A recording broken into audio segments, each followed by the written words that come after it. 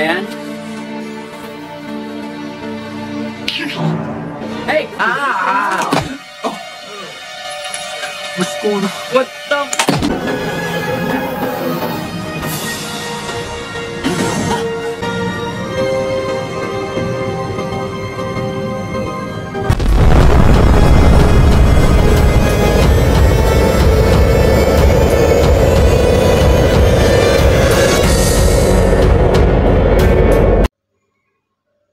Terlihat sebuah mobil ambulans yang sedang membawa seorang wanita yang akan melahirkan dengan kondisi yang kritis di tengah hujan yang sangat deras dan kilat yang bersahut-sahutan. And I didn't make it, Greg.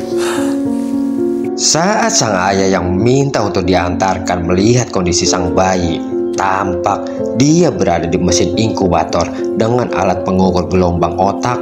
Greg yang masih terpukul atas kematian istrinya ditambah melihat kondisi sang anak hingga dia meluapkan semua kepada sang anak yang tidak bersalah.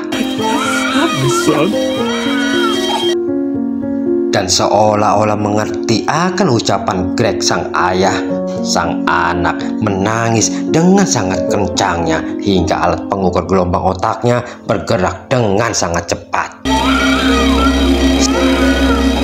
Scene lalu beralih ke beberapa tahun setelah kejadian. Tampak di sebuah rumah terlihat Sheriff dan orang-orang yang sedang berkumpul karena kematian pria tua yang telah ditemukan jasadnya oleh para tetangganya. Sementara cucu laki-lakinya ada di ruang bawah tanah, tidak mau keluar, tidak bicara, bahkan tidak mengabari atas kematian kakeknya. Sheriff Dog yang meminta bantuan kepada Jesse untuk berbicara kepada sang cucu sedikit memberikan info yang dia dapat dari para tetangganya, bahwasannya dia aneh, cacat, bahkan tetangga menyebutnya hantu hingga mereka membiarkan sang cucu tetap ada di lantai bawah. Jesse coba untuk mulai berbicara kepada sang anak agar dia bisa diterima hingga bisa mengajak sang anak untuk keluar dari ruang bawah tanah, dan untungnya sang anak merespon dengan sangat baik hingga uluran tangan dari Jesse disambut juga olehnya. Jesse yang mengetahui bahwa Jeremy dari semalam sudah berada di tempat itu lalu meminta kepada Sheriff Dog untuk membawakan sebuah makanan karena pastinya dia belum makan. Could you get us something to eat? Dan saat Sheriff coba mencarikan makanan, Jesse lalu bertanya kepada Jeremy kenapa dia tidak memberitahu siapapun atau coba untuk menelepon polisi ketika dia tahu sang kakek telah meninggal dunia. Jeremy lalu menjawab bahwa kakeknya pernah berkata kepadanya ketika dia mati dan saat orang datang lalu melihatnya, mereka akan membawanya pergi dari rumah itu sehingga dia tidak memberitahu ke siapapun atau kepada polisi. Jeremy ini adalah anak dari Anna dan Greg yang memiliki penyakit bawaan sejak lahir, albino. Dia terlalu sensitif dengan sinar matahari, bahkan kacamata tidak bisa membantunya banyak. Hingga dia banyak menghabiskan waktunya di ruangan tersebut dengan membaca buku-buku, bahkan dia sampai hafal tiap halamannya. Dan hal itu semua membuat Jesse tercengang. Sebegitu banyaknya buku yang ada di ruangan tersebut. Wow, amazing.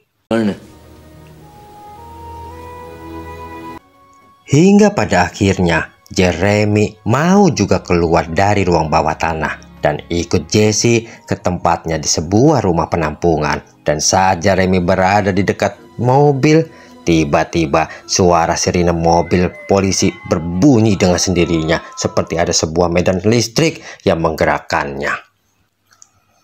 Terlihat sebuah rumah penampungan yang sangat besar dengan halaman yang sangat luas dan anak-anak seusia Jeremy yang sedang berolahraga. Dan kehadiran Jeremy sudah barang tentu menarik perhatian semua orang yang ada di tempat itu.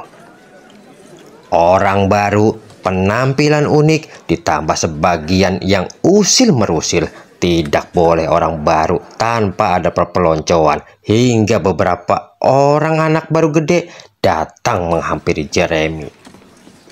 Mereka coba untuk memprovokasi, mengolok-olok hingga suruh memilih. Jeremy yang tampak tenang pada akhirnya memberikan sebuah pelajaran yang sangat berharga kepada mereka. Bahwasannya janganlah melihat seseorang dari luarnya saja, dari penampilan, dari casing, karena kau pasti akan kecewa, terluka, bahkan akan sangat menyesal. Dan lagi sob, hati-hatilah dalam berteman. Teman yang baik akan membawamu ikut menjadi lebih baik. Begitupun sebaliknya. Scene berpindah ke Sheriff Doug yang baru datang di rumahnya. Terlihat sang anak yaitu Stephen yang baru saja keluar dari rumah sang ayah. Tampak sang ayah yang mendiamkan teguran dari Stephen anaknya. Di dalam rumah terlihat asisten rumah tangga yang mengabari akan kedatangan Stephen tadi. Dan kondisi terkini dari sang istri Doug yang sakit yang sedang terbaring lama di tempat tidurnya. Dan pada keesokan harinya, Jeremy yang telah selesai diperiksa oleh dokter, dan dokter coba untuk menerangkan selain tidak ada tumbuhnya rambut di tubuhnya, semuanya baik-baik saja. Hanya matanya yang nanti akan coba dipasangkan kontak lens untuk melindungi paparan sinar matahari. Jesse yang memikirkan kondisi Jeremy mencoba untuk berbicara tentang pentingnya Jeremy bersekolah agar dia bisa jauh lebih pintar, jauh lebih berkembang, dan bisa bersosialisasi dengan orang-orang sekitarnya. Syukur-syukur dapat teman baru serta gebetan baru agar dia tidak bisa merasa hidup sendiri. Dan pada akhirnya Jeremy setuju. Tiba hari di mana Jeremy mulai belajar hidup di luar rumah. Sesuatu yang tidak pernah dia lakukan selama ini. Dan hari pertama semua mata memandang aneh terhadapnya.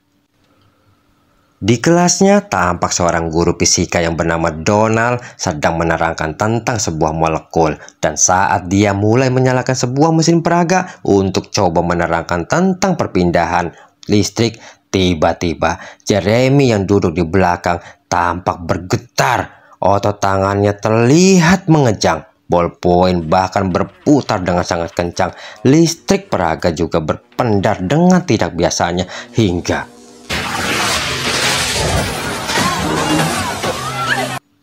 dengan terpaksa Pak Guru menghancurkan alat peraga hingga bisa menyelamatkan nyawa Jeremy.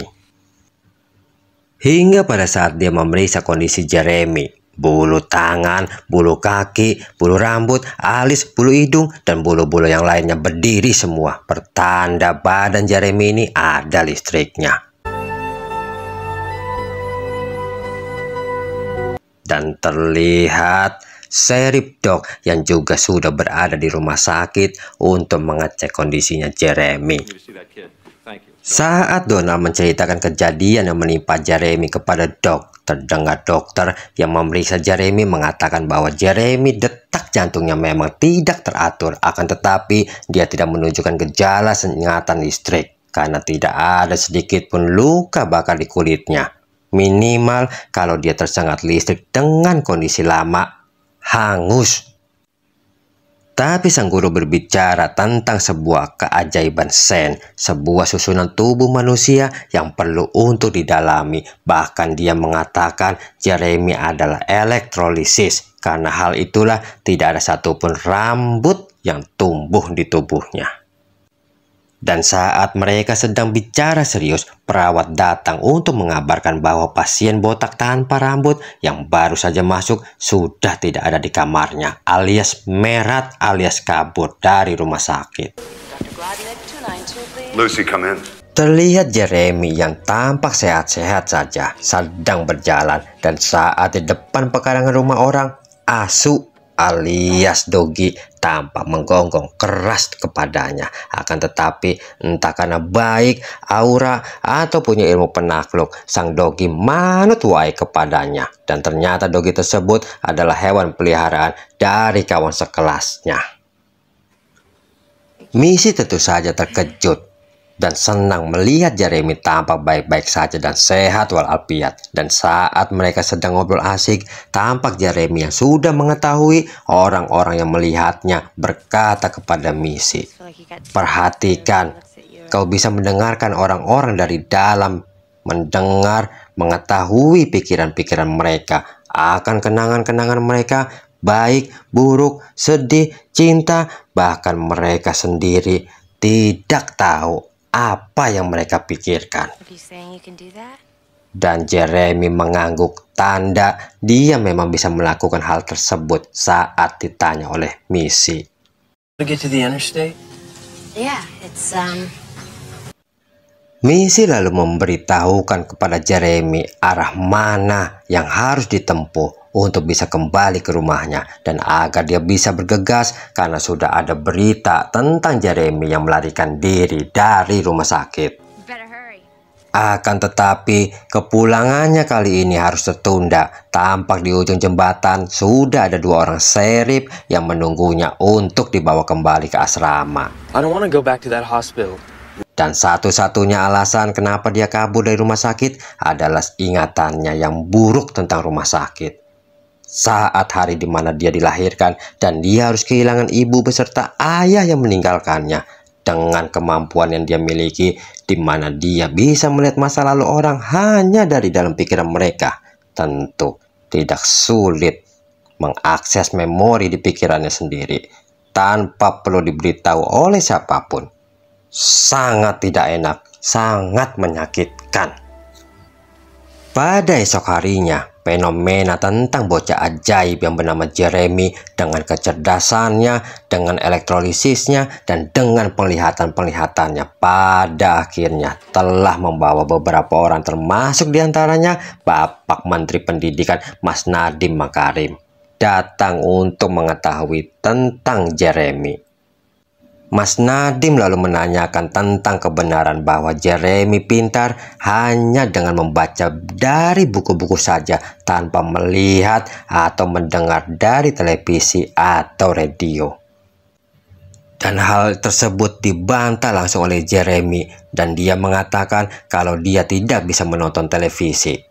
Sang guru yang sudah paham kemana arah perkataan Jeremy langsung menyalakan televisi hingga I'm saying I could never watch television. Dengan hasil tes IQ, Jeremy adalah orang tercerdas dalam sejarah umat manusia. Perfecto, excellent. Tapi Jeremy hanya ingin pulang ke rumahnya dan dia tidak perlu perbincangan, bantuan, atau apapun bentuknya. Hingga dia mendengar rumahnya telah dimiliki oleh pihak bank. Lalu, I'm not like other people. tampak di akhir pekan, asrama mengadakan camping bersama ke sebuah hutan. Mereka seperti biasanya didampingi oleh 2 orang sheriff agar bisa menjaga keselamatan mereka.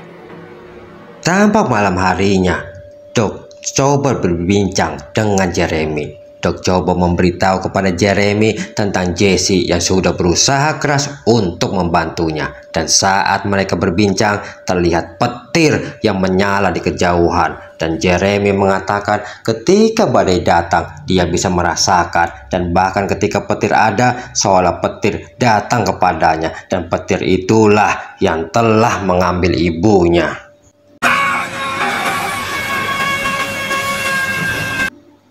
Ternyata dia memang unik sekali. Dia bisa mengingat semua kejadian, bahkan ketika dia masih di dalam kandungan. Wow, amazing, sekaligus menakutkan. Pada keesokan harinya, terlihat lagi-lagi 2 orang songong yang kemarin mulai membuat ulah lagi. Kok ya ada orang model begini?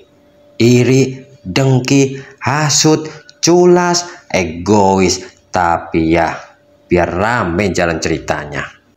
Semua tergantung penulis skenario. Hidup ini bagaikan panggung sandiwara. Kita mempunyai peran masing-masing, dan kita diberikan otak untuk memilah dan memilih mana yang baik, mana yang buruk. Berusaha dan berdoa untuk sesuatu yang kita ingin dan harapkan terjadi di kehidupan kita.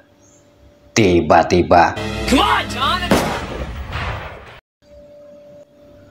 terlihat seekor rusa yang sudah tergeletak akibat tembakan dari Sheriff Harley, dan dengan perasaan yang sedih, Jeremy yang melihatnya mendekati lalu mengusap rusa tersebut dengan perlahan.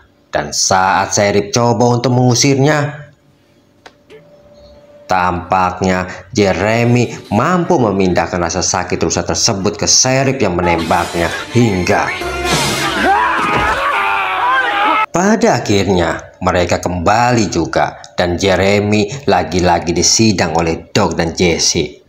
Doc lalu coba bertanya perihal deputinya yang mengalami kejang-kejang dan pada akhirnya ditanduk ke ambulans. Jeremy menjelaskan dia membiarkan Harley melihat dan merasakan rusak tersebut. Just couldn't see what he was doing, so I helped him. Saat Jeremy sedang sendiri, tampak Donald yang datang ke asrama untuk bertemu dengannya, dan dengan tulusnya dia ingin berbincang, berteman, bahkan mendengarkan semua keluh kesah Jeremy apapun itu. Scene beralih kepada Doc yang mengunjungi Harley di rumahnya. Dia coba untuk mencari tahu apa sebenarnya yang telah terjadi, yang telah dialami oleh Harley, dan ternyata Harley telah banyak berubah mindsetnya tentang memandang sebuah kehidupan. Sejak kejadian di hutan tersebut, dia bisa merasakan bahwa hewan tersebut sedang sekarat, dan Jeremy telah memasukkan semua sakit, takut, gelap, bahkan rasa sakaratul maut rusak itu di dalam dirinya. Setelah mendengarkan apa yang dikatakan oleh Harley, pada akhirnya Doc coba untuk meminta bantuan Jeremy.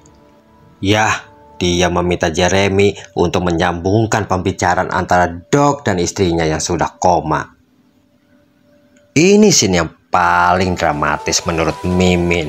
Kesedihan, penderitaan, ketegaran, kekuatan cinta, harapan, hingga kerelaan serta keikhlasan. So bright. Terlihat Stephen yang baru saja datang karena ditelepon oleh Simbok.